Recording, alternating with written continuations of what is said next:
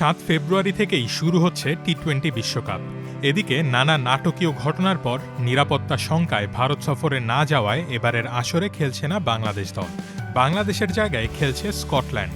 তবে দল না থাকলেও বিশ্বকাপের মাঠে থাকবেন বাংলাদেশিরা। 6 ফেব্রুয়ারি আইসিসি 40 জন ধারাভাষ্যকারের চূড়ান্ত তালিকা প্রকাশ করেছে। আর সেই তালিকায় বাংলাদেশ থেকে আছেন পরিচিত মুখ আথার আলী খান, রবি শাস্ত্রী, নাসের হোসেন আর ইয়ান বিশপদের মতো কিংবদন্তিদের সঙ্গে মাইক্রোফোন হাতে ম্যাচের বর্ণনা দেবেন তিনি।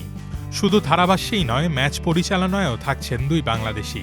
আইসিসি এলিট প্যানেলের আম্পায়ার শরফুদ্দৌলা ইবনে শহীদ এবং আন্তর্জাতিক প্যানেলের আম্পায়ার গাজী সোহেল। 30 জানুয়ারি তাদের নাম ঘোষণা করেছিল আইসিসি। টিম হিসেবে বাংলাদেশের না থাকাটা ভক্তদের জন্য মন খারাপের হলেও আথার আলী খান আর আম্পায়ারদের মাধ্যমে বিশ্বমঞ্চে বাংলাদেশের পতাকা উড়বে এবার।